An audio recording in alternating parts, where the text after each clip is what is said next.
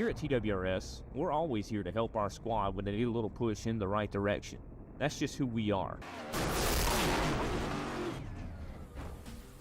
We're a beautifully diverse group of goofballs dedicated to driving fake race cars as fast as possible. And we continue to push each other to the front using the power of nonsense. We have one of the strongest NASCAR programs on the service, and you can access it all for $24.99 a month.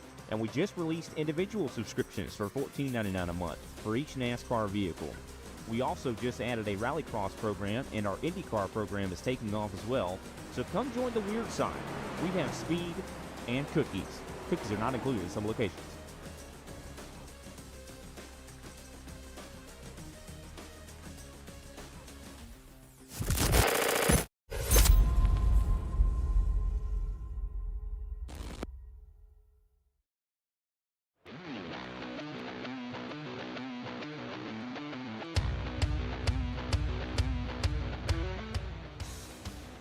Good afternoon, race fans. Welcome back to Green Flag TV, where tonight we get set to go Sunday night racing once again in the ASRL NextGen Cup Series. We go from the longest track they've ever been to one of the shortest. This is race number 2 from the Southern National Motorsports Park. My name is Old Ramble alongside Scott Rankin, and we're bringing you all of racing action here this afternoon from start to finish. Scott, we were talking about this already last week about how drastic of a change this track's going to be from the super speedway nature of last week.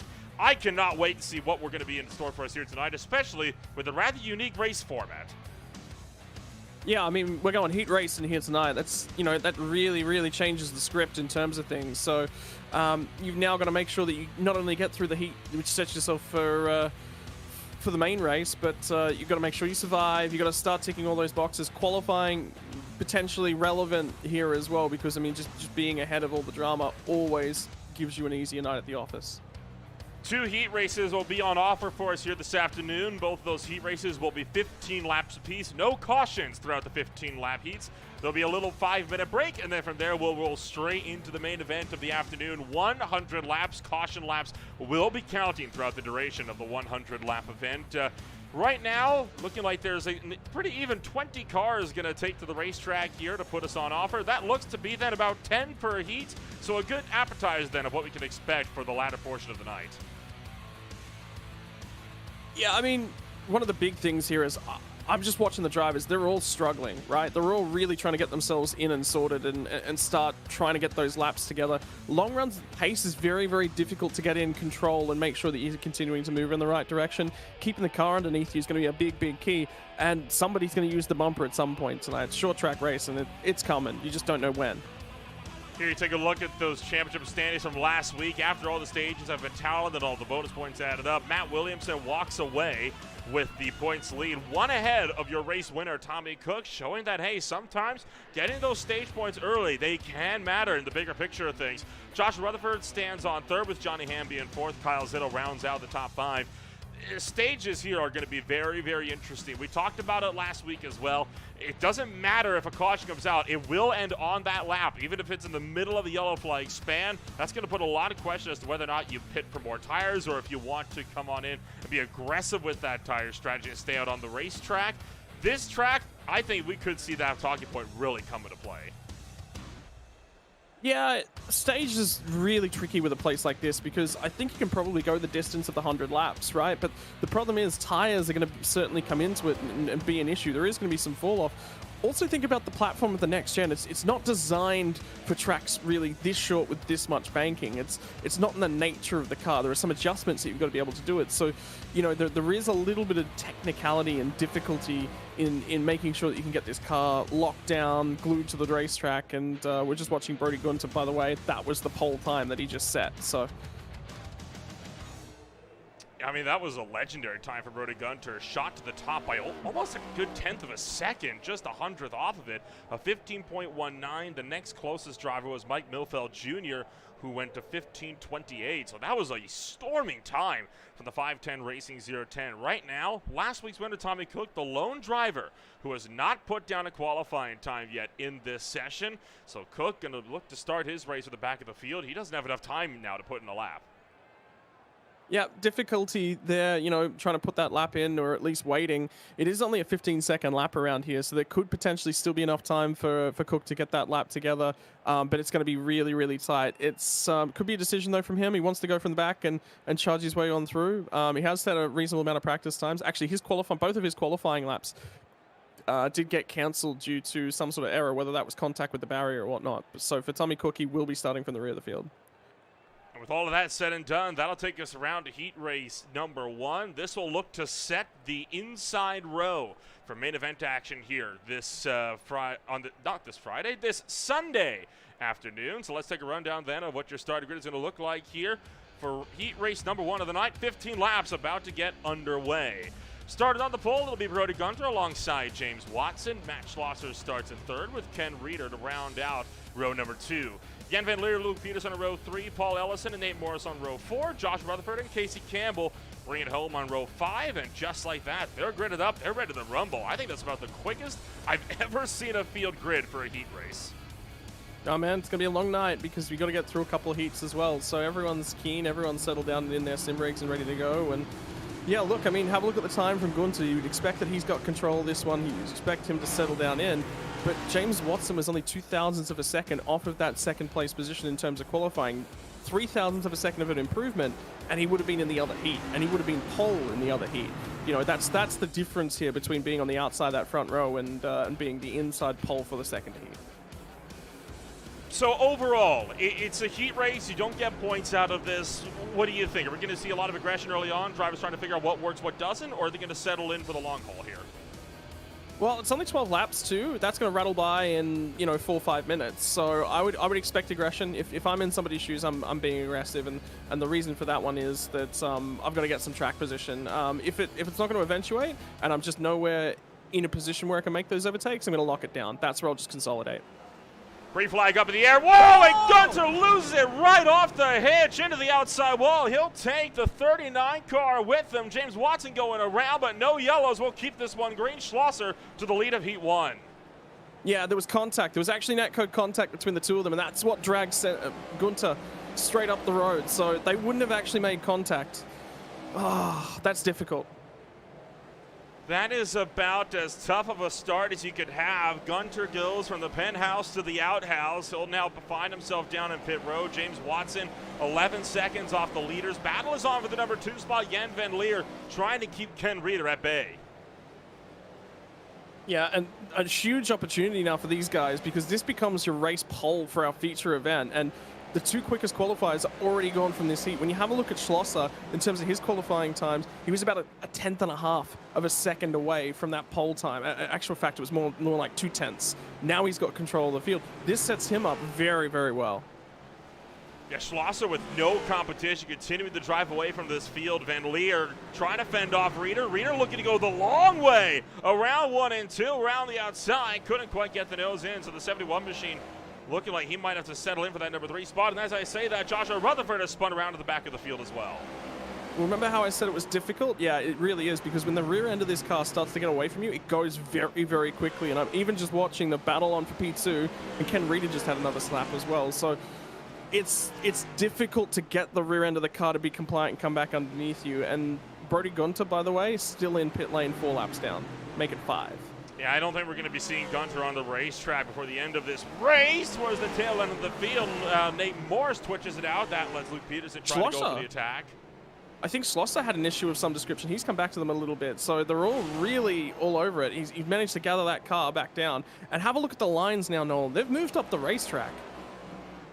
Yeah, a lot of these drivers not looking to flirt with that apron too much, and we saw this the last time we saw NextGen cars out here with the LTAC Cup Series several months ago. That line migrating further and further up, the more this racetrack was rubbered in, especially down on that inside groove. It can be good for a dive bomb, but it's often not good enough to make that pass. You can just get such a good drive off the top shelf. It's almost not worth trying to attack down low. Well, remember what I said about consolidation versus getting that move done. And the tricky part is, once you're on that bottom, you really got like a corner to get the job done, or you got to try and take the line away. You got to move the other guy around the track. And the reason for that is, if you're in that outside lane, you get that drive, right? So set it up, get to the outside lane, build the run down the back straight, get underneath him. You pretty much got to get it done that corner and the next corner, or your momentum stalls out. You can't really go anywhere. So it's about being smart, set it up. You will not get a move done here in one corner. It's just unlikely to happen unless somebody makes a mistake or you get gifted the position. Whoa, there goes Reader sliding around. And he'll keep that off the wall, but he'll drop all the way back out. Jan van Leer now running away with the number 2 spot, and something tells me we've got our field effectively set for the inside row. Yeah, that should line everything back up again. Peterson was looking a little bit aggressive. Paul Ellison just had a huge wiggle as well, so not done. But yeah, now it's Ellison's car's going again. And that allows Luke Peterson to get the in around the outside, and he'll pick up one more, which will translate to 2 gained spots for the main event. This only sets that inside line. Meanwhile, Matt Schlosser off and away, working the final lap of heat race number 1 this afternoon. He'll dive this one deep into turn numbers 3 and 4. No competition behind, and no problems to boot. Matt Schlosser, your winner for heat race number 1. Cannot believe that just happened. You got your fastest driver and your second fastest driver starting from the rear end of the field. So Watson actually did manage to recover. He got back to 8th. He was just fighting for 7th in terms of positions in that heat finale. So, but yeah, did not expect that. That was not on the bucket list. That was a wild heat race for sure. And well, Scott, we got our heat results up on screen. Take us through them. Yeah, it's going to be Matt Schlosser who wins that one by a reasonable country mile from Jan van Leer. Nate Morris will be 3rd on that inside row from Luke Peterson. Paul Ellison will be 5th on the inside row. Casey Campbell, Ken Reeder, James Watson, Joshua Rutherford, and Gunther doesn't finish a lap in terms of the heat racing. That's phenomenal.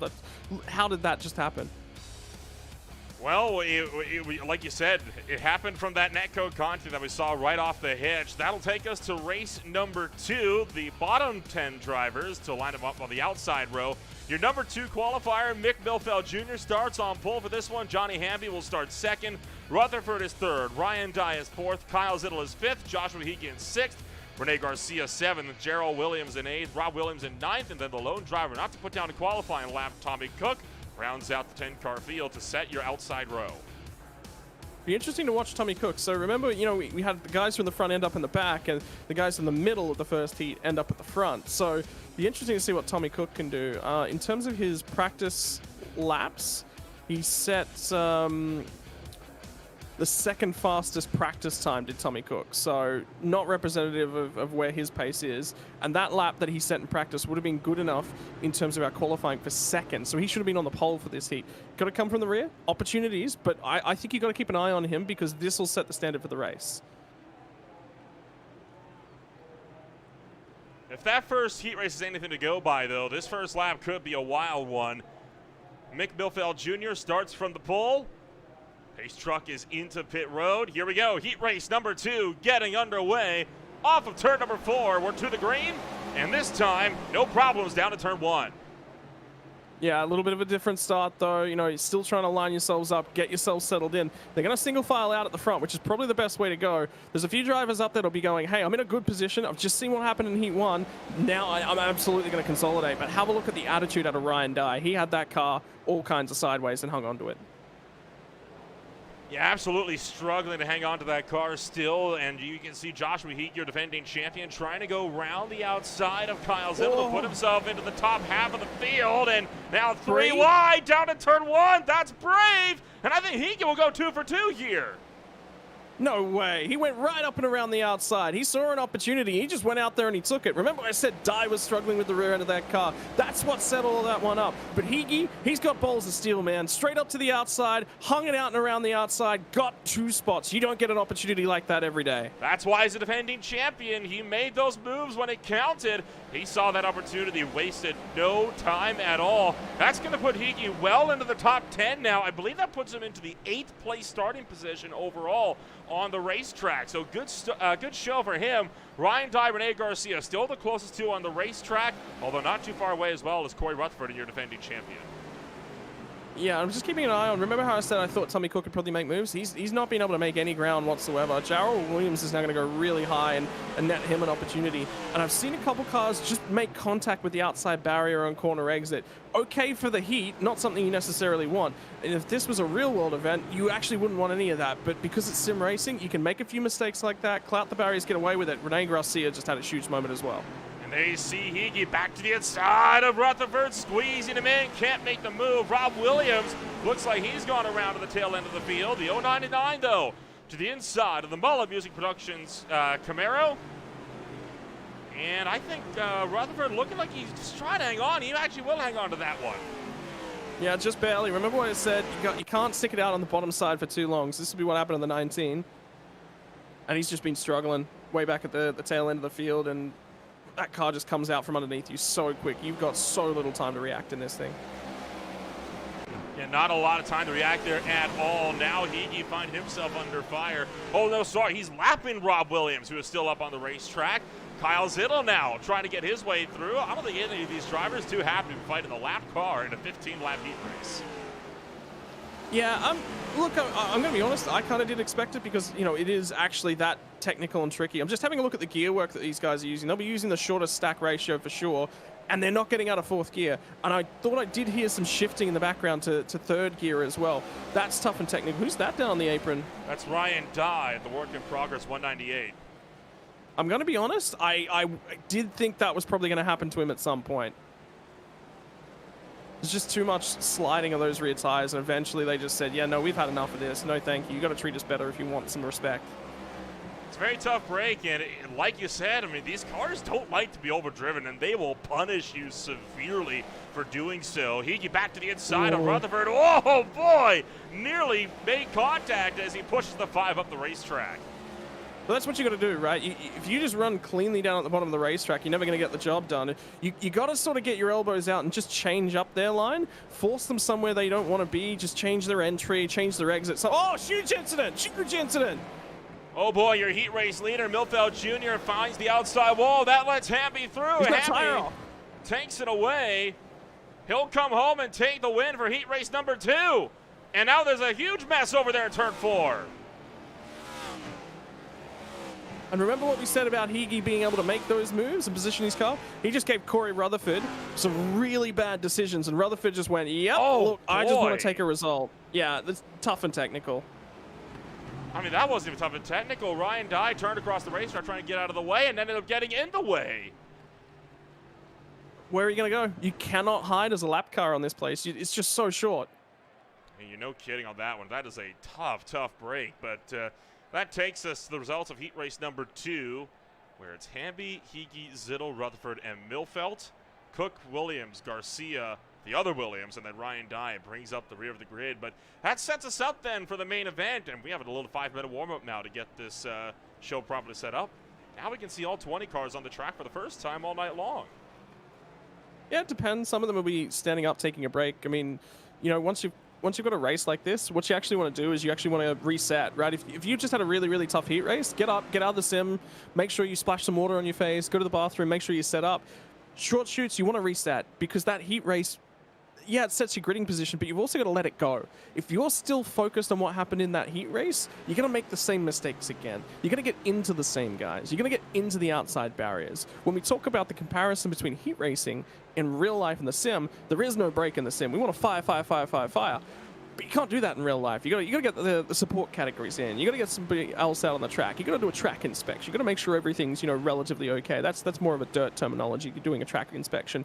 You know, make sure that the groove hasn't been overworn. You know, if you want to get some water down on that track, don't get that luxury. We get a really, really quick turnaround time in terms of sim. It's only 1 minute for the gridding phase for these sorts of heats as well, which is why we got the warm up here. But have a look at the drivers moving around and the track conditions. That was the other big key. The track conditions have actually now changed just a little bit. You know, a little bit later in terms of sim time. And we're actually at 7:23 p.m. at the moment. And yeah, this is going to be an interesting one. I hope we're going to get some green flag racing. But that heat says to me there's a lot of difficulties with keeping that rear end planted. I couldn't agree with more with you on that one. And, of course, you made a good judgment on the fact that a lot of drivers are looking to get themselves a little bit of extra water in the system, looking to make sure that they're all set for the main event. So tell you what, why don't we do the same? We're going to take a quick jump back. When we return, it'll be main event action for the Southern National Motorsports Park.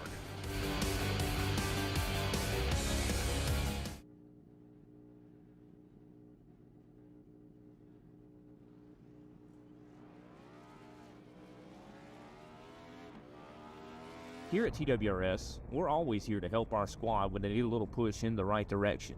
That's just who we are.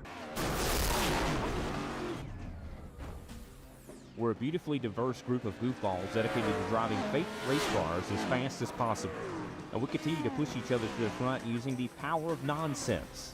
We have one of the strongest NASCAR programs on the service, and you can access it all for $24.99 a month. And we just released individual subscriptions for $14.99 a month for each NASCAR vehicle. We also just added a Rallycross program, and our IndyCar program is taking off as well. So come join the weird side. We have speed and cookies. Cookies are not included in some locations.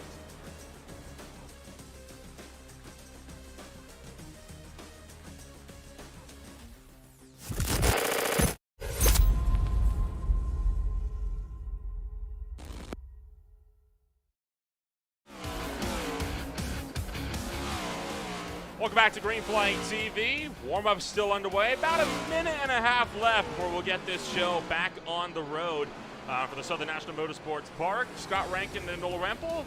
We're going to be bringing you all the action for the next 100 laps of racing. And, well, Scott, a lot of these drivers experimenting with some different lines now that those track conditions have changed a little bit. But 88 degrees Fahrenheit, that's not that hot of a track by Gen 7 standards. These cars might be struggling a lot in the early run. Yeah, the biggest difficulty these guys are going to have is actually getting the tires to fire off initially.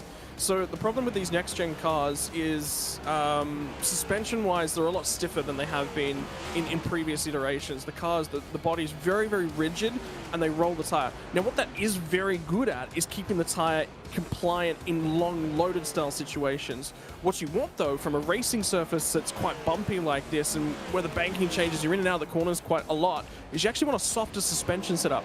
A couple of reasons for that. Softer suspension over bumps keeps the tire in contact. What happens is the suspension absorbs the shock rather than the shock just bouncing the tire off the road. That creates a little bit more grip.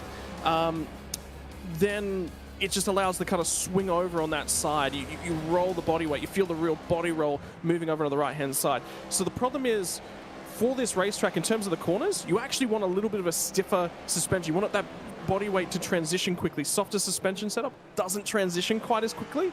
It's a stiffer suspension. It's much more of a snap. You know, it loads much quicker. So you can't get the best of both worlds, which means we end up with a situation that we've got right here, which is you got a car that's not going to be super compliant over the bumps down on corner entry. It's going to be bouncing around quite a lot, which means you've got to be easier on the inputs and the steering, on the brake, on the throttle. But at the same time, you haven't got you've got a little bit more grip in the corners than you would have just for the bumps. So it's it's tough, it's tricky, and that's why these drivers are struggling. This track is not something that these cars are designed to do, and they're doing their best, and it will be difficult, and you will see mistakes, and you will see wrecks. And that is all going to make for a very entertaining next 100 laps as we get this show officially back on the road. Let's take a rundown of what your starting grid is going to look like for the main event this afternoon. Matt Schlosser will come home, taking the race win in heat race number 1. Johnny Hamby takes a very shock win in heat number 2 after the main contender, Milfeld Jr., had problems on the final lap of the race. Jan Van Leer starts 3rd, Josh Wahiki in 4th, Nate Morris is 5th, with Kyle Zittel down in the number 6 spot.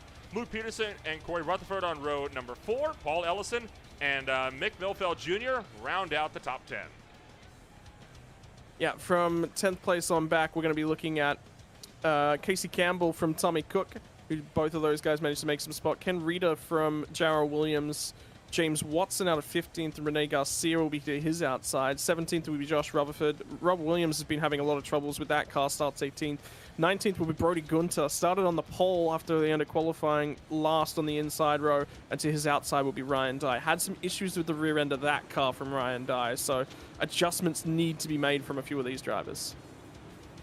And all of that going to put us up for main event action. One driver I'm keeping my eyes on is Mick Milfeld Jr. here. He led practically every single lap of his 15-lap heat race except the last one, and that was only because he got taken out by a lapped car on a bit of a questionable rejoin. I think he could be a huge contender for a race win tonight if he can get back up to the front. Yeah, it's going to be really rapid fire this place too, so it's going to go very, very quickly. Again, Higi's skills, and what I liked about watching Higi was that he just put people in difficult situations and basically said to them, look, I'm here, I'm coming, you got to lift. So if Mike Meifelt can do a little bit of that and advance his position, yeah, he's going to do really well. The difficulty is making those spots is so difficult. It's go, go, go from Southern National Motorsports Park. Johnny Hamby taking off on the run down to turn number 1. As one by one, drivers stack, but we're still side by side for the race lead. On that scramble, Joshua Rutherford turns it around on the backstretch. Yeah, it's off the back end of the field, so we're going to stay green at least for now. But remember what I was talking about, cold tires, bad suspension. He's actually managed to get that car refired and re-rolling, so there'll be no caution out of that one, Nolan. And then it's on for the lead. Still on for the race lead. Matt Schlosser trying to fight it out with Hamby as they look to the inside of a turn number 4. Schlosser trying to see if he can secure it, but that John Deere Chevrolet is on a tear up on the top shelf. Hamby not willing to let this lead go without a fight. And have a look at Schlosser, though. Schlosser's really staying incredibly low off the corner exit. Maybe he's found a route that's actually significantly better around that bumps. His car doesn't look like it's bouncing around a whole bunch, and he's being reasonably compliant. But the longer you stay down there, the more heat, the more weight you put through that front axle, the rear axle, if you make a mistake. Whereas Hamby is just being smooth and consistent up on top. He's not overdriving the car. You have to overdrive the car in the bottom groove. And the driver that's got the best eye of this, Joshua Higi, running up there at the moment.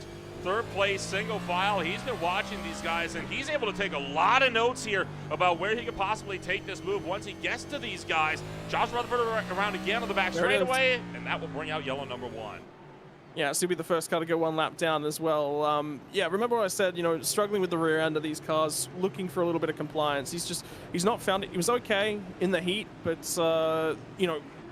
the difficulty is sometimes when you transition out of that heat, you got warm tires, but they're warm tires, and they're reasonably compliant sometimes. He transitions back to a cold tire, and sometimes you throttle and brake, your positioning of those change. You put a little bit too much heat in the rear tires too early, and then all of a sudden this happens. Yeah, just lost that one off the throttle, and he did go around and find the inside wall as well head on, but it doesn't look that was too hard of an impact. I didn't see a lot of damage on that car. I kind of think so as well, and that's a good thing, right? I mean, this means he's able to get back into the fight a lot more effectively. This was what happened on lap number 1. Just lost it, turned around, collided with Brody Gunter. That's some pretty hefty damage for Gunter, though. Lost the whole front bumper of that machine. You wonder if he'll take this chance to get that fixed on pit road. I would. I absolutely would. And the reason that I'd be taking it from Gunter's perspective is, what have you got to lose, right?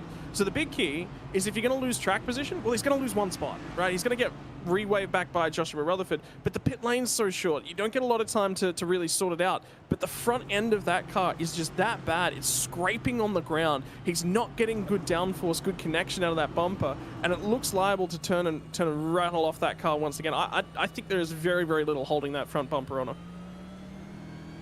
Well, he won't take that chance this time by. At least for now, he hasn't come down to pit road yet. Lights are still on aboard the iRacing Pace truck. That is, of course, because Rutherford did go that lap down. Expect him to go out this time by. We'll get this race going with one lap to green. Schlosser and Hamby will really put it up a dogfight, and for the entirety of that 6-lap sprint, they were not single file for even a moment. That outside line is still incredibly competitive. Yeah, and it's coming to them, and the big thing from the inside line compared to that outside line is, I reckon Schlosser was about to lose that spot. I think he got incredibly lucky right there. I would expect him to actually be second on this restart. So, hey, he's made that work. Higi's absolutely learning. I think Higi's really underdriving that car. You'll have to overdrive it again, get the spots on this restart, but then go. We launch once again. Matt Schlosser this time clears with the race lead early on, and Johnny Hamby going to tuck that one back in line. So the battle's on for third, with defending champion trying to face off against Jan Van Leer. Van Leer looking to go around the outside, and Higi keeping that one pinned down to the bottom. Higi picks up third, single file throughout the top 3. Yeah, and even back to the top 4 right now, but Nate Morris is really looking for any advantage he possibly can. Getting some yaw in that car as he comes off at 1 and 2. He's Lear into the outside barrier. Do they all dodge it? No! Whoa! No, they don't. 2 cars up and over. That's Brody Gunter? Gunter. Yeah, Brody Gunter and Rene Garcia both got kick flipped up and over with that one. Oh man, for Gunter, my word, he cannot buy luck Holy. at this point in time. I reckon we're gonna lose some cars here. Gunter's done. I think Gunter's done. I think so too. I mean, with that hard of a hit, that was absolutely monstrous down the front straightaway. And I'm going to reference a race that you were commentating where I was in the driver's seat, and it's track position, track position, track position. It was a North Wilkesboro race. It was in the NASCAR trucks, and I just got caught up because I was in all the wrong spots, right? I was behind all the junk, and exactly the same thing has happened to Brody Gunter here. Look what he's got. What can he avoid? He's surging through the middle. That's on Gunter. I have never seen a wreck like that before. 2 cars flipping over in identical fashion. Gunter just didn't get low enough for the wreck. Rene Garcia, there was nothing Garcia could do in any of that, but pile in as well. Garcia and Gunter both on the meatball flag list, so their nights are basically done in terms of things. So you just see it from Gunter. Look at the outside lane. The outside lane checks. Gunter doesn't, and I think the key shot that we haven't seen yet will be the onboard shot. Yeah, I'm glad you jumped to it, because this is the big key. Have a look at the visibility he's got right now, right? So he's got an A-pillar in front of him on the left-hand side. He sees a touch of smoke, just a touch of smoke. There was nothing. You need a spotter to call that sort of stuff, and in the sim, spotters can call wrecking, but that spotter call would have come half a second, 3/4 of a second for that. By the time he lifted out of the gas, he was already in it. So difficult. Everyone else spotted it, and I think the outside lane just had better visibility. On board, some of the drivers further behind. I mean, take a look at the view of this. I mean, what do you even do in that situation? It's just a lift. If you touch the brakes, you're dead. So it's just a lift. It's the only thing that you can do, and hope and pray. Ryan Dye, this will be the last one to take a look at. I think we're about to go back to green flag racing here, but Yeah. take a ride aboard of this. I mean, good grief. But see how he checked, and see how Gunter Yeah. stayed in it? And that's just because he was higher on the banking. We are back green, by the way.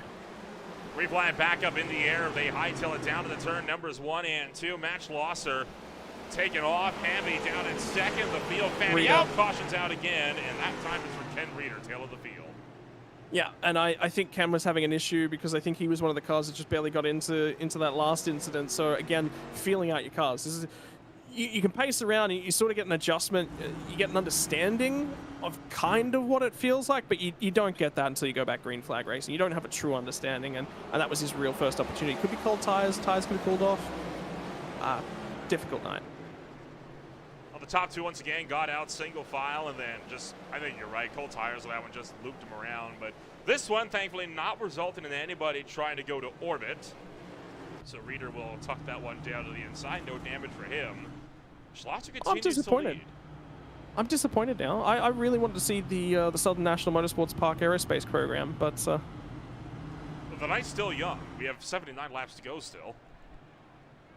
hey man, introduce me to your American aerospace programs. I want to see some engineering at work, boys. But don't look at me. My country's responsible for the Canada arm on the ISS, so I don't think I can help you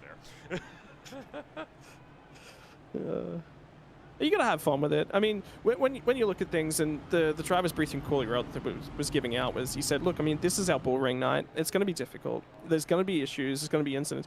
And keeping a driver populace as well happy in a race of this, we've had 3 cautions in less than 25 laps, is reasonably difficult. There's going to be times managing personalities, managing egos, managing tempers on a short track is difficult. From a league administration perspective, this is the most challenging sort of stuff that you'll have. And it's easy to sit down and go, okay, well, we'll just have less short tracks on the schedule. But short tracks need their place. I wouldn't put Southern National Motorsport Park on a schedule if I was in charge of it, but I'm not in charge here. And that's the key. They're sitting down there going, we're committing to this. We're committing to a difficult track. Now it's on the drivers. It's up to the drivers to get themselves through this race. Brody Gunter is a perfect example of a driver. Two spot, everybody else fanned it out. Too wide down the back straightaway. Single file for the top 4. Higi under fire for the top 5. Yeah, just have a look at them and look at where Cook's got himself through to.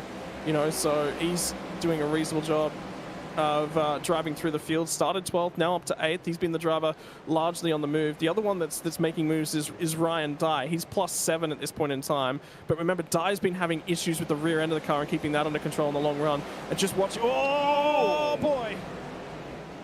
Well, nearly got taken out there by Gerald Williams. And the 198, let's talk about that for a second as well. Very lucky on that second yellow flag that he did not get collected when Gunter Garcia went barrel rolling down the front straightaway. He had some great heads-up driving to lock it down and come to a full stop to avoid getting in that wreck.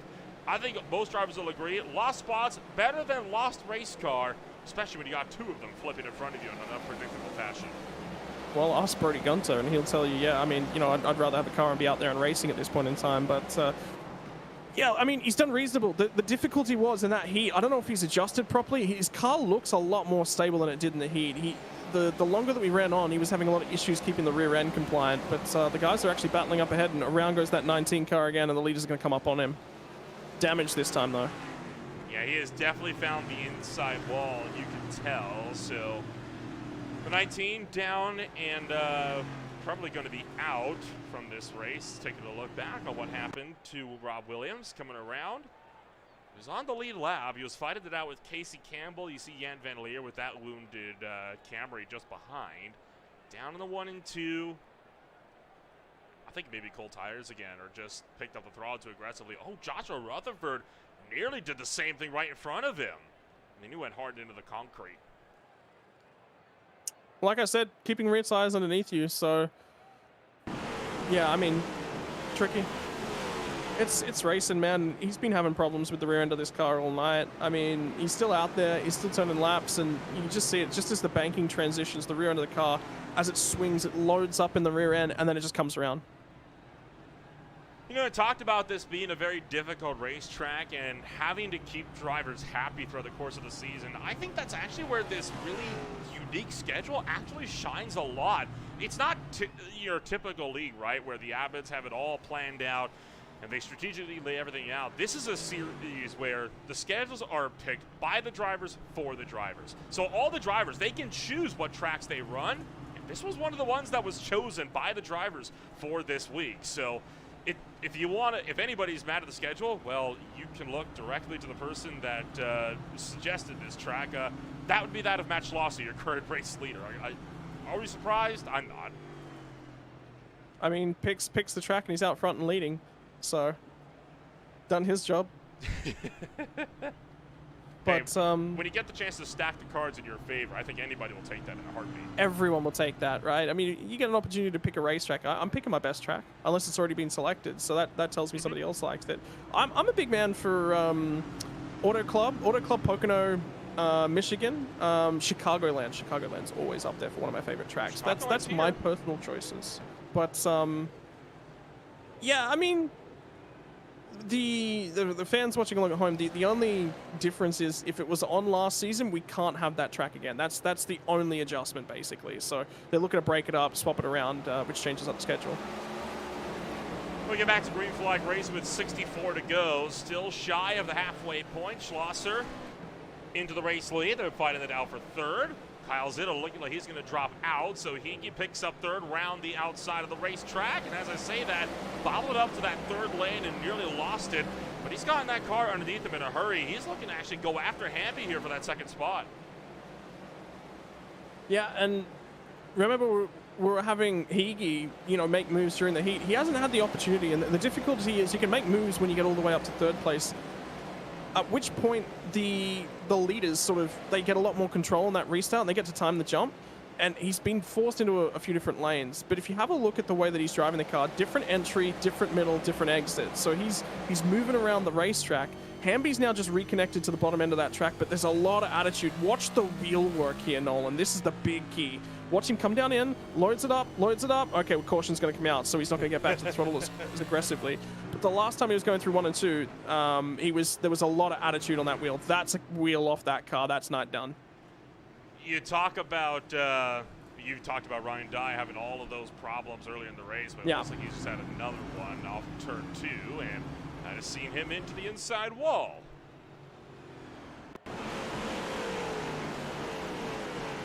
And again, sets the car really, really nicely in the corner. May have had No real help there. contact. Just, I don't think he did. I think it was planted. Well, right on board with Bilfeld here. I could have sworn they made a little bit of a touch there. Question is, wasn't enough to get him loose enough? No, he never touched him. Oh, good avoidance, though. So Nolan, what does that make it? The score's 1-0 to me calling things thus far this season. Do we count last week, or do we need to keep count? I didn't keep count. I didn't know we were keeping count. I'm adding it. Let's have some fun with this. I don't tend to keep count of things that I frequently am wrong in, you see. My favorite moment like that is I was doing my first ever weekend of real world racing coverage, and we're covering GT3 series out of Thailand. We're doing the English language broadcasts, and we're watching one of the support categories, which had an Australian driver, and there was some smoke coming from the left rear corner of a Trans Am Mustang. And I looked at it and I just went, that doesn't look like smoke, right? That doesn't look like tire rub. It looks like the smoke's actually coming from the internal of the hub.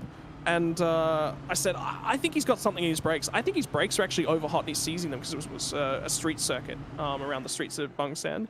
Turns out on my first ever weekend of racing coverage, I called correctly a highly irregular and rare event whereby debris had gotten into a guy's brake ducts. Good show. I couldn't believe that. That is going to live up there. I'm going to be telling that story until I'm grandkids. Grandkids are going to be telling that story. Well, you know what? Why not? Let's count this. We'll say it's 1-0 favor to you.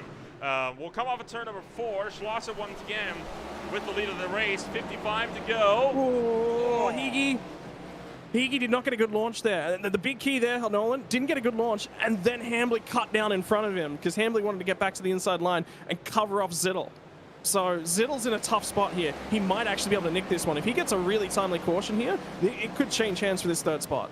That was an aggressive move from Hamby to cut across the bottom, and that's a bold one as well. You're putting a lot of faith in the car behind at a track like this, and they're not going to run you over going into that corner. Whoa, looking for 3 wide, and around goes Milfeld on the front straightaway.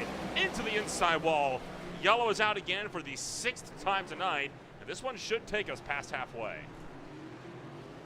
Yeah, indeed it will. So that's going to be stage points, I believe, as well. So. And they're going to settle it all down in Rackham and issue some points right here. You're talking about Mike was able to make some... there was a hole there. That's not really a hole, though. You've just got to wait. Forcing the nose in 3-1, I think that's what happened, was he made that late adjustment of, ooh, I don't think that hole's going to eventuate. So nobody coming down to pit road except for Corey Rutherford, but he was already in 11th, so no surprises there. He'll be down and driving towards the tail end of this field. So your running order at the line will be Schlosser, Hamby, Higgy, Zittel, Peterson, and then Watson, Ellison, Cook, Reeder, and Gerald Williams will close out the field for the top 10. Stage points will be awarded at the line. You saw Jan Van Leer taking a lap around to get around the outside. Want to quickly thank once again TWRS for taking the time to sponsor the ASRL NextGen Cup Series and all that they do. Want to race open but not sure if your setup is up to snuff? Want to race something made by someone who knows their stuff? Want to know why we're asking random questions in a rhyming fashion like some sort of poetry buff? Well, check out twrsetups.com. Their setups are meticulously crafted and personally run by their top-tier drivers to ensure that you get the best there is. So come join the wild side of setups today. 2 laps to green here, Scott. I love that ad read too. That's a brilliant ad read. Yeah. I don't get a lot of them that do rhyming stuff like that. Even at my local track, I love it when they do stuff like that. Yeah. It's just something that's fun, right? Instead of just your average run of the mill. Yeah. It's really interesting, actually. I was just listening to some banter on the in-game radio. Jan Van Leer was referencing Australian beers. I wonder, he's listed under, I believe it was the California Club, in sim. I wonder whether or not he's not an Australian expat that picked up an iRacing subscription after moving to America, because your club's set when you register on the service based upon where you register. But he was referencing a ton of Australian culture, and I can see there's a high-vis council worker shirt on the back end of the car. I think he's an Australian. Well, you never know. You can ask him after the race. Free fly back in the air, 47 to go. Schlosser, Hamby again getting out there, but that time he was really close to attacking Hamby in turn 2. He was absolutely gunning for it. 3 wide at the tail end of the field, and they're going around. Ryan Dye around again. He'll collect Milfeld hard into the inside wall. Yeah, that's going to be a big one as well. Rutherford dodged it. Rutherford did actually manage to dodge that one, so. Oh, boy. They're getting up there now. So it was the 24 car that moved up on the outside line. Casey Campbell again with the near miss. Yeah. How good's the stopping power, though, of Rutherford? He did a really, really good job to keep that car clean. Corey? Yeah. Looks like you're riding on board with him now. Oh, you just see it and you're just like, where do I go? Where do I go? Where do I go? Good thing he stopped. Don't take the risk. Good thing he stopped. And no point taking the risk, especially when he just came out of pit road and he's already at the tail of the field. This is with Casey Campbell. And take a look at this one again. Yikes! Did well. Did very well. These guys have been great at avoiding big wrecks tonight. A lot of these should have been a lot bigger, but take a look at just how close that gets. Oh, he might have actually just barely grazed the left rear there. Yeah, but the front end of the car looks okay. Remember, they can take a little bit of a beating on the front end, so, I mean, reasonably clean looking. Yeah, I mean, I'm not going to say that still wasn't a good wreck, or a wreck avoidance. That should have been a lot worse. I think we can... Absolutely. I'd still count that, I feel. Yeah, I agree wholeheartedly. Update on a couple cars that have got back out onto the racetrack. Ryan Dye is in the pit lane. He's gone to 1 lap down now. Mike Meifelt has, I believe, just taken the lucky dog, so I think he'll come back to 1 lap down. And Jan van Leer is at 7 laps down circulating, and I have seen... I believe it was Rene Garcia back out on the track as well. So we've got a few cars returning to the surface. Well, if short track racing's your thing, be sure to check out the High Tide Racing League tomorrow night. Second race in the round of 8 for the playoffs, as they will go racing at Bristol Motor Speedway at 9 o'clock p.m. Eastern Time. Then a pair of road courses coming on up. The Chicago Street Circuit will play host to Thursday Night Cup Series Racing for speed, and then the Beer League for the first time goes to the full Grand Prix layout at the Red Bull Ring. Previously, they've only raced at the national layout, so an interesting week coming up. But 40 laps to go, we're back to green. Yeah, and immediately looking for the aggression. 3 wide at the front end of the field. That was aggressive. And he gets the spot. Hambly finally made that mistake and opened up the door. Loses 2. That was... How about the Watson? Yeah, no kidding. I mean, Watson trying to go around the outside. That was decisive there from Iggy. He blitzed through to take that spot. That was insane right off the restart. And we're not too far past halfway as well. So that's a move I'd expect to see on a green-white checker. Not so much with this early in the race, but hey, keep them guessing and make sure that you're unpredictable, and it gives you a lot of leverage later on. Well, the big thing that I would say about that one is that he finally got an opportunity. He's been waiting for that opportunity for 60 laps or so, and he got that opportunity. You're not going to get another one. Yeah, sure, he may make another mistake, but not that much of a run. So, you know, when we talk about higher tier drivers, it's making sure that when they get that opportunity, they're clean, they're concise, they get it done. And he just did that. We said it earlier on in the heats, got aggressive, but only when he needed to and only when there was something on the table. A pretty decent run so far in this race, and I think if we can get to about 33 to go, that'll be the longest green flag run that we will have had all night long. But hey, I mean, at a bullring track like this, we'll give these guys credit. They've been doing a great job on keeping this race entertaining despite this race being a little bit of a caution fest, but he expected that. Watson gunning it for third, Zittel trying to pinch him in. Yeah, Zittel's really struggling to get the car rotated in the latter half of the corner at the moment. Remember, this is the furthest we've taken these tires thus far tonight. Lights are on, track temperatures come down a couple notches, so protecting that right front. And Watson's just slowly worked his way away. Remember, spun in the heat, moved his way. He started 15th. He's now third, battling for 4th on the racetrack. Still holding that inside, and Zittel bobbles in the top shelf. That might give it to Watson here, down in 3 and 4. And he has got him. So put James Watson now onto the podium in his first start of the season. There you saw Ryan Dye pulling down to the inside as he goes a lap down again. Yeah, good drive from Watson, though. Again, had to get there, worked him over for a couple laps, and you just felt Kyle Zittel was just really struggling to get the car turned in the upper grooves. He's doing it comfortably, but Higi's setting the car very, very differently. When you have a look at the way that Zittel was setting the car in the corner, he was scrubbing tight. He just wasn't pulling the car up enough and allowing it to rotate on the mid-corner, just overdriving that mid-corner a little bit in that higher groove. That's why he was losing the spot. So, you know, Higi's driving the car very, very differently, making sure he's coming back down the track a fraction as he points for the exit. So Zittel and Hamby right now, two of the closest cars on the racetrack, and Hamby still trying to see if he can put that John Deere Camaro a little bit further up the field, trying to go for the over-under a lot here.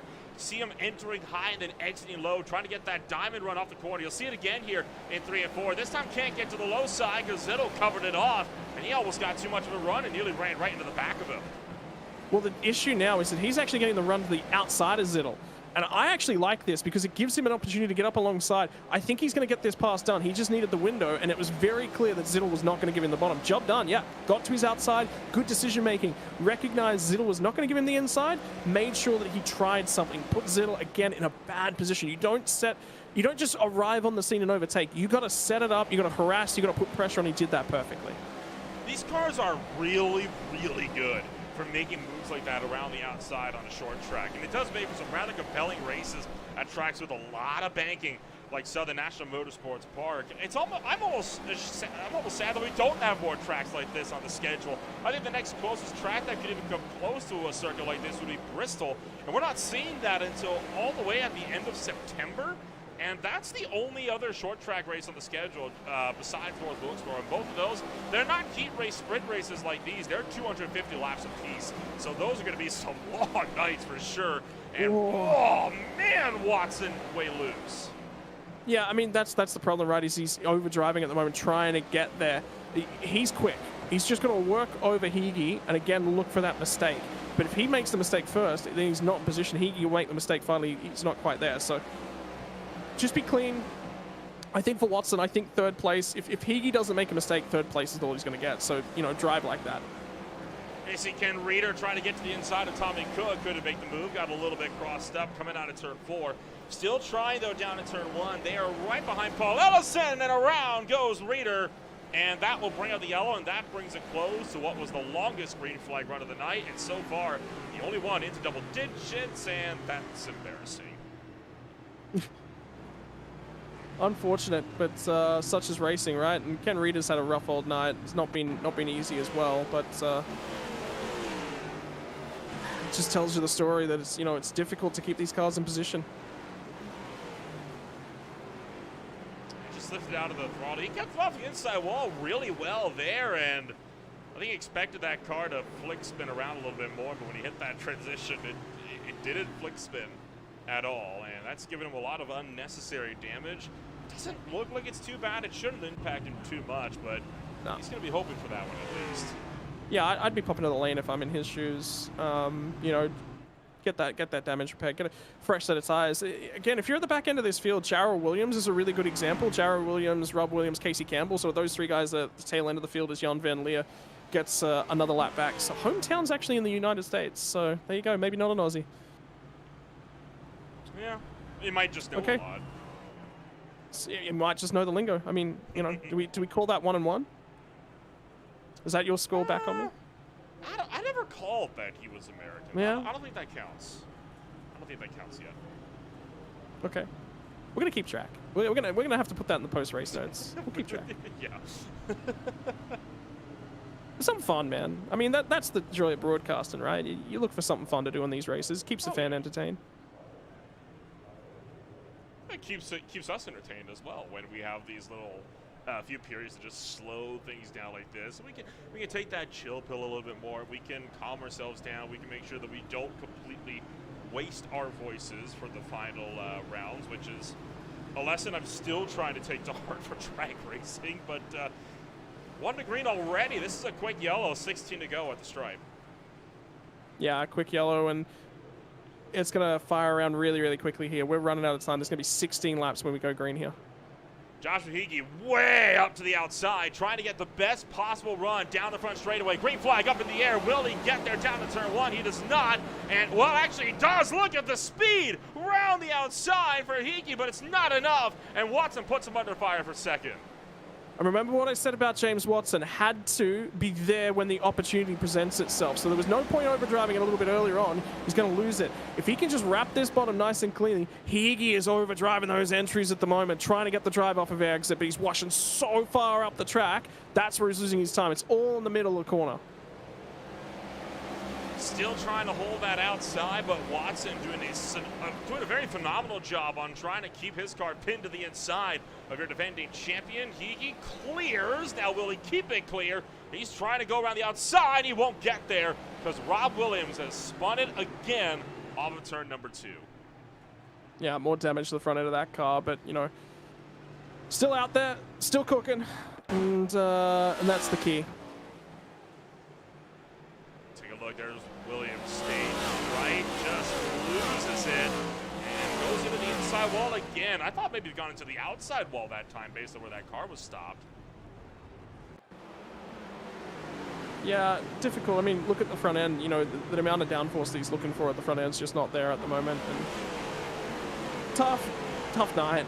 You know, you get an open racetrack, you can do something with that. You got room to save it. Short track, you ain't got no hope of saving that. So. Let's take a look at what's coming up through August for this series. You, of course, have Mobility Resort Motegi coming on up next week. 160 laps around the Japanese Oval. Should be a fun one. We just saw a Gen 7 Cup Series race there this past Thursday with the Speed Cup Series when they swung out there. The Rockingham Speedway then will come on up, and then 1 week break will return for the Indianapolis Motor Speedway. 100 laps around the Brickyard.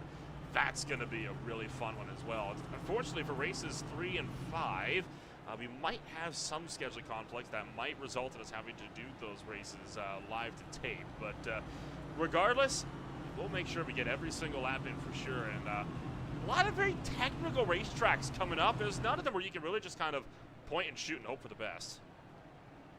Yeah, Indy's pretty much a cynical groove racetrack. I mean, you got to find your way into that line very, very early on an Indy and do what you can. So that one's not the easiest. I'm a big fan of Gateway and Motegi. I really, really like those racetracks for what they are. So, what was the racing like in the series that went there recently in the next gens? Because Motegi doesn't get a lot of racing action. It was actually pretty good. It was a really solid race. I had no complaints about it. Some really long green flag runs, a lot of strategy able to play out. It was only about half the length, but yeah, it was good enough to make me look forward to that one here for these guys. 8 laps to go. We're back to green. I don't like what Josh Higgy's doing on these restarts here. He's losing visibility. He's losing sight of that inside line. And by the way, Matt Schlosser just had a big old wiggle on the corner exit right there. So he might finally just be a little bit vulnerable. Watson could get this win here, man. Still not out of the game. 7 laps to go, coming to 6. I think we're about to cross that threshold where another yellow puts us into overtime territory. And Watson is going to pick up second. He could not cover off the inside enough to keep Watson at bay. 6 laps to go. This race is on. Watson's driven his way through the field magnificently. He's, again, opportunism, little bit of luck. You have to get that to be successful on a short track. Caution out again, and he's on the front row for this next restart. And that is going to put us into overtime as well. We're not going to get this race restarted before we leave regulation time. Oh, Casey Campbell around as well on the backstretch.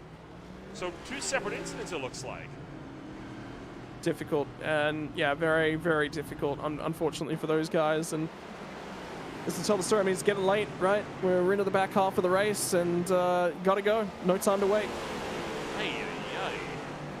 Both of those drivers just twitched it. Yeah, 100 laps on these tires. You know, we're getting close to that realm now. And not all green flag racing, but they have been through the ringer.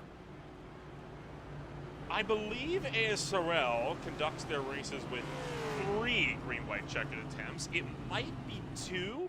I might need some more confirmation on that one, but I believe the number is 3. You see Ken Reeder getting one of his laps back, but it will not be enough to put him onto the lead lap of this race, and I think it is a virtual impossibility to put him onto the lead lap of this race now, but 2 to go.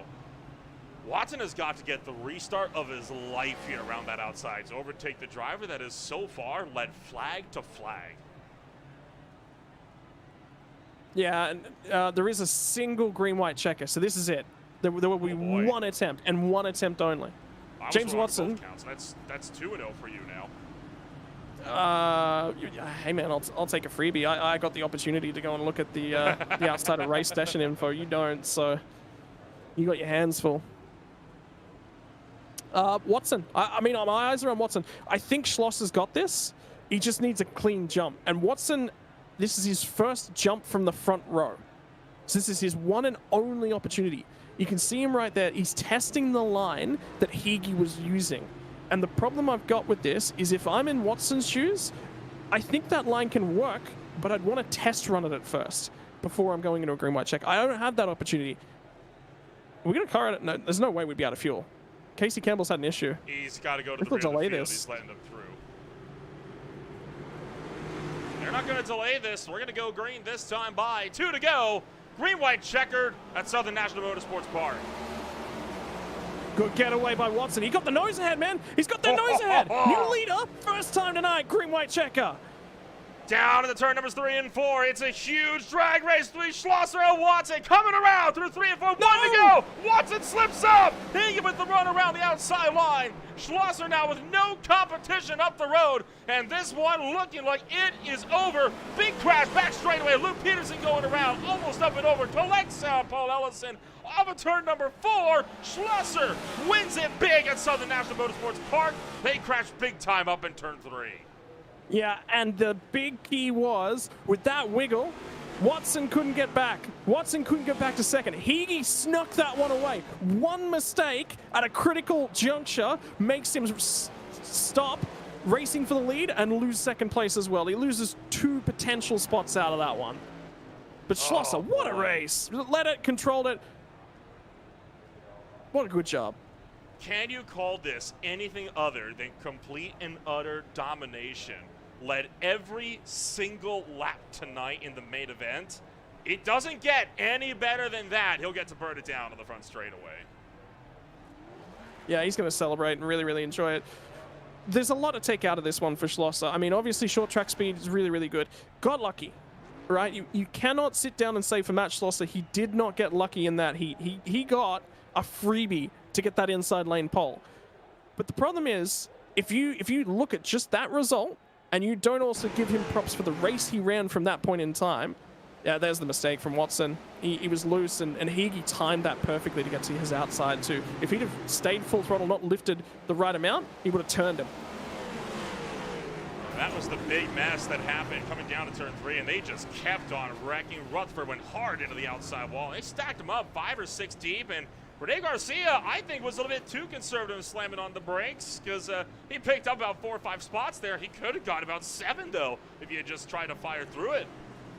Well, Garcia was actually like 20 laps down, so he wasn't actually going to pick up physical spots. Yeah, that's the difference on that one. Yeah, so I think he made the right decision. Last lap, what are you going to do? Not race for it? Not drive it in a little bit deeper? You know, you don't need that car anymore. So you may as well have a crack, and if it happens, it happens. If it doesn't, it doesn't. Well, boy, did it ever happen here this afternoon for your race winner tonight, Matt Schlosser, taking his first of the season. We'll get the chance to take a look at all of your official post-race results here as Matt Schlosser comes home with the race win. Joshua Higgy picked it up in second. James Watson was third. Johnny Hamby rounds out the 4th place run with Kyle Zittel in 5th. Tommy Cook 6th. Paul Ellison in 7th. The Rutherford brothers finished it up 8th and 9th with Gerald Williams down in 10th. Yeah, from there on back, Luke Pedersen, you saw the incident he was involved in, last car on the lead lap. Casey Campbell, first car, 1 lap off of the lead. Ken Reeder managed to stay at 3 laps down. Difficult night for him. Rob Williams also had trouble. Jan van Leer was at 8 laps down, I think. Got back to 5 laps down to put himself in a reasonable opportunity. Rene Garcia home, 20 laps down. That's the one we were talking about. And here on out's retirements. Mick Mayfelt Jr. 35 down, Ryan Dye 40 down, Nate Morris 63 down, and our first retirement of the race was the driver who qualified on pole for the heats. Such a tough break for Brody Gunter. I mean, that car was looking to be on fire. Even in the warm-up, he was at the top of the charts out of the 15 that set times, and it just didn't fall his way. But hey, still a long season, still a long way to go for sure. We'll take a rundown now and get the chance to talk to all of the drivers that finished this race here on the podium. And we'll kick it off none other than Matt Schlosser, the driver that is able to come home with his first race win of the season, and this one was a commanding one. Matt, you got the freebie in the heats, and then you're able to come home, lead every lap of the main event for to take the win of the race that you sponsored. Walk us through the evening. I think he's walked away. I think he's celebrating. We'll cut back to Matt Loss in a moment. So why not? We'll start from the bottom then. We'll work our way up. We'll talk to James Watson, a driver that I haven't gotten to talk to yet up here on the Green Flag TV booth. As Watson, you're able to come home third place this afternoon, and a solid drive from you. You made up the most spots out of anybody, plus 12 on the day. Nothing short of a success this afternoon. Walk us through your night. Yeah, it was. I knew it was going to be going to have my work cut out for me with where we were starting. So it was just kind of making up spots where I could. I just narrowly avoided Jan when he spun, so that was a serious gut check moment there. But yeah, I was kind of surprised that was able to pick up as many spots as I did. Just didn't have the rear tires left right there at the end. I was where I exactly wanted to be, because I knew the last couple restarts being on third that Matt was really taking it easy into turn one on the green flag, and Joshua, even though Joshua was a bit behind Matt on every restart, he was still able to be like side by side with him exiting about center turn one. So I knew that if I was able to get to restart on the outside, if I got a good enough jump and stayed with him, that I might be able to pull him. And it almost happened. I just didn't have enough rear tire at the end, and yeah, as you saw, almost looped it off of for taking the white, so just had to take what I could get at that point. But yeah, it was a good race. Can't be too disappointed, starting it as deep as I did to end up on the podium. I'm really happy with that result. Still disappointed, but still overall happy. Well, who knows what could have happened on that final lap if things had played out just a little bit differently. Looking to the championship as a whole, you again proving that you have the pace to contend with all the big hitters up at the head of this field. Do you think a championship might be on the cards for that number 39? I don't think so. I'm probably not going to do a full season. I try to keep Sundays as my kind of like my one off day, quote unquote. Keeping the running the shop keeps me pretty busy, so I like to save Sundays. It's like my one day to spend time with my folks and all that. So, but I hope to try to make a few more starts throughout the season. It's all things considered, it was a really good race. Honestly, there was a lot of good racing, a lot of good battling. So. Can't speak highly of the skill level that was shown tonight, even with this track not being exactly great for this car. It was difficult to help put together a setup for this car here, because no matter what you do to it, the car is always going to be have some sort of temperamentalness. You can't fully edit that out in a track like this with how high torque and spastic the car can get. So the fact that we had as few cautions as we did, despite having to work with such a difficult car and track combination, it speaks volumes of everyone here at ASRL. Well, hopefully we'll get the chance to talk to you a few more times before this season is out. For now, congratulations on taking your first podium up here in races that we've at least been able to cover for you guys. And we'll get set to see you whenever we see you back on the track once again. Cheers, guys. Thank you. James Watson comes home in that number 39 entry with an absolutely commanding drive, making up 12 positions to put himself into that third position on the racetrack. That'll move us down to the second place runner, Joshua Hickey, your defending champion, coming up just short in the number 2 spot, standing by with Scott Rankin. Josh, I mean, tough technical race. You wanted to make use of that outside lane a lot. I get the feeling a little bit of that was certainly the dirty air. As soon as you got a little bit of clear air, or you needed to get back to the line, you move back down to the inside line. So it's a really difficult race car to drive around this sort of a track. It went reasonably well, though. Yeah. Am I in the booth right now? Yeah, you are. Indeed, Okay. you are.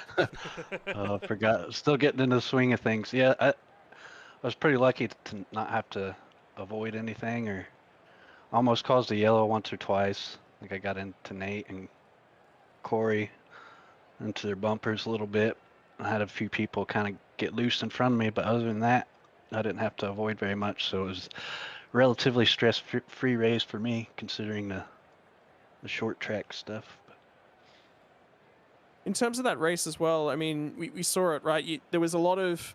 You got to the front row, and then you moved up the track in terms of the restart zone. I'm assuming you were just trying to get that extra launch, see if you could really get alongside Schlosser on the run down into turn 1. That's so difficult to do. So difficult to get that pass on the outside done in this package, let alone at this racetrack as well. You got to move around. You got to try, and if you just follow the guy ahead, you'll never win the race. So, you had to move around. Yeah, my tires looked pretty good after the race. I probably could have pushed a little more, but I do have a little bit of lack of experience in these. These cars are hard to drive, especially here, like you said. So I probably could have pushed a little harder, but yeah, starting on the top on the restarts, I didn't like that at all. I think one of the restarts I started in 4th gear, probably almost caused the yellow there too. But it was a good race for me. I'll take it. In terms of the season now, I mean, coming in as defending champion, we're off to Mobility Resorts Matagi over the next week or so. How's the confidence level heading there?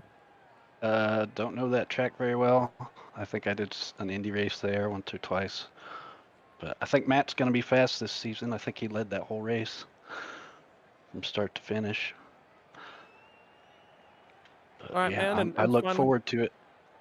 Finally, any sponsor shout-outs or thank yous that you'd like to give? Just Eminent Signs and Graphics. I know we got a setup crew doing our setups. Thank those guys and Corey and Rick for organizing these events. And my trusty Fanatec gear I've had for a few years now, and it's held up pretty nice to my abuse. I've got quite a few hours on it, so that's about it. Hey, congratulations on another strong finish and keeping yourself relevant in terms of that championship title once again. So who's the new guy? As in the commentary booth? My name's Scott, brother. Scott? All right. Maybe I'll talk to you again. Yeah, maybe. We'll see. Congratulations. Enjoy the rest of the season, brother. Joshua Hickey able to come home with the second place finish here this afternoon. That'll bring us on down to Matt Schlosser. We'll do take 2 on seeing if we have Matt Schlosser available. Matt, do you got us here? Hey, can you hear me this time? Hey, there we go. Now we got a hold of our race winner. Matt, you're able to walk away leading every single lap here in the main event this afternoon after taking the freebie effectively with your main competition spinning themselves out in the heats. Kind of walk us through your night on what takes that 400 car to a win. Yeah, you said it. The heat race, obviously, Brody and James had some trouble, and I was fully expecting to have to battle them for the top spot there. So that kind of gifted me the effective pole for the feature. And then, it was nice controlling the restarts and being able to, have that bit of an advantage with each caution. Definitely hard work though. In the beginning, Johnny Hamby was really fast and nearly got the lead from me, and then raced some with Josh Hickey and also James Watson there at the end. And I'm glad it ended when it did, because another 10 or so laps, my tires were not in good shape. It might have been the end of my leading if that were to happen. So yeah, it was awesome race. Really happy with it, and obviously fortunate for the pole position, but that worked out okay. You were, of course, one of the main drivers that was able to pick this racetrack and put it onto the schedule for the second round of the championship. What contributed to your decision to picking this short track as opposed to all the others that are on the service? Yeah, yeah, that's true. I forgot I picked this one, so that's awesome to win the sponsor race. Yeah, I've always liked this track. I don't know, maybe just going back to like the rookie days, like street stocks here and stuff. I always thought it was a cool track. One of the things about ASRL is we always fill up the schedule with weird and unconventional races, and I thought like this would be a cool one to do, and it's a free track. Nobody's got to pay to run this one, so why not? And yeah, hopefully put on a good show. It seemed like there were quite a few cautions, but I hope it was some good racing. Rest assured, we did see a lot of good race this afternoon, especially up there with you guys with that race lead. You were one of the heavy hitters entering the championship last season. Is it looking to be a repeat of season 1 then here this afternoon? Yeah, I hope to be able to challenge up there near the top of the points. I had a bad race week 1, but hopefully this moves me up the point standings a good amount. And yeah, a long way to go, but I'm planning to run the full season, which should obviously help me in the points in case other people don't, run all the races. It should help me stay in the top 10. And yeah, looking forward to the rest of the season. Well, hopefully this is not the last time we'll be talking to you from Victory Lane. Congratulations on absolutely dominating here this afternoon, and we'll see you back on the racetrack a week from today. Cool. Thank you. Talk to you guys another time. Matt Schlosser comes out of this one with the race win, leading every single lap. And Scott, that takes us to the end of this afternoon, but what a wild race this was. And I think we can both agree this race went about as well as it could have gone. A lot of good racing, quite a few spills, but a lot of thrills to go along with them. Yeah, and when you connect the dots between the first 2 races, they're probably about as tough as you're going to get in terms of oval racing on the sim. What is effectively Coca-Cola Speedway last week in iRacing Super Speedway with the level of the banking and the difficulties of that and the pack breakups we had there as well. And then you transition it to one of the smallest tracks that you're ever likely to race this car and package at. You've gone from one extreme to the other. You've gone from the biggest, the longest oval track that we've got with the most banking and the highest amount of speed to one of the smallest. And the racing's been reasonable. You can't sit here and say, oh, it was perfectly clean, because, absolutely it wasn't. There was definitely caution still involved in that, but you come to a short track, you expect that. I'm very much liking what I'm seeing. Schlosser drove an amazing race. I mean, he didn't have a great night out last time out with 16th place in terms of points, but he's going to leap a long, long way forward, and that will set some standards here, and you're going to see a big shake-up in terms of where the points sit as well. It's set for an absolutely huge shakeup for the points, and we'll get the chance to see where all of those point shakeups are going to come when we go racing 1 week from today. It's going to be a wild race next week when we go out to Japan at Mobility Resort Motegi. For now, though, that's about all the time we're going to have for one afternoon. Be sure to check out the High Tide Racing League tomorrow night for Bristol Motor Speedway if you want some more action relatively similar to tonight. Gen 4 cars at Bristol. I couldn't ask for a better way to spend a Monday evening for sure. And, of course, the Beer League swings out to Austria to close out July on Green Flag TV on Wednesday night. If you want to find more about who we are and what we can offer you, check us out today at www.greenflagtv.com. My name is Manola Rampel alongside Scott Rankin. Thank you so much for joining us once again. We'll see you next week when we go racing in Japan.